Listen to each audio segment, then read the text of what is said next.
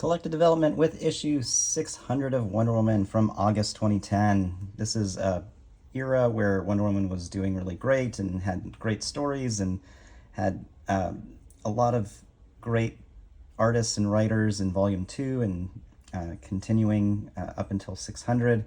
And this is very similar to what Superman 400 had, where it has the long list of contributors to celebrate issue 600.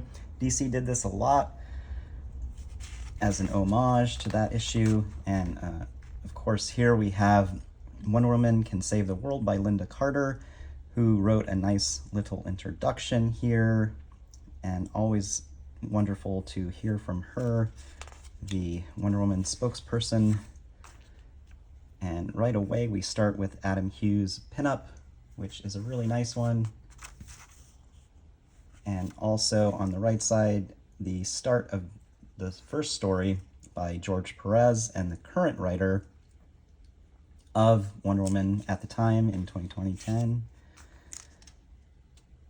And as you can see, no one can really do action like George Pérez, even to this day, where it's all encompassing, coming from everywhere, and still able to highlight snippets of what's going on in this melee, very similar to the Crisis that everybody knows him from, and of course Volume 2 Wonder Woman starting in 86.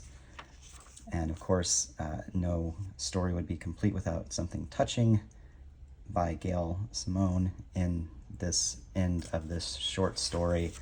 And again, you have some wonderful pinups by famous artists like Nola Scott and Ivan Riaz.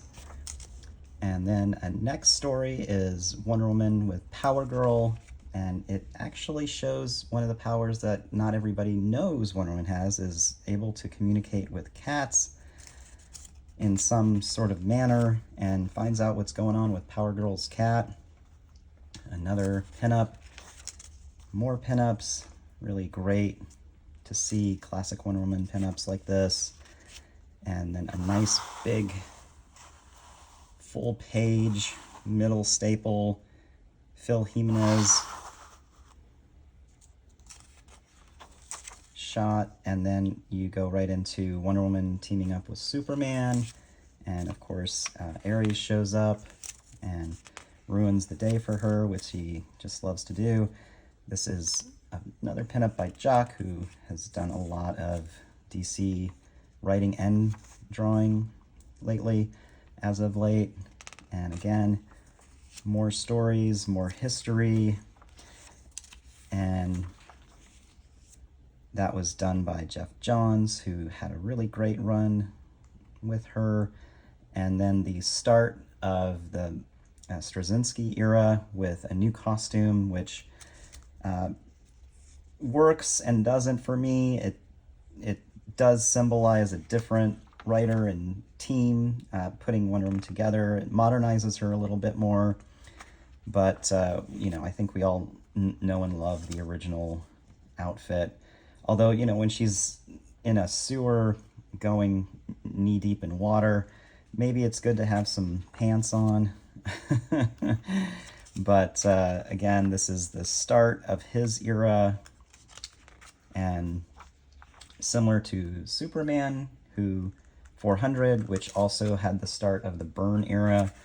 So it's a really great kickoff to that, and an homage to issue 400 of Superman from 84. And speaking of which, you get an Action Comics 890 sneak preview, which actually does start off with a pretty interesting story. And I do not have issue 890, but maybe I should get it.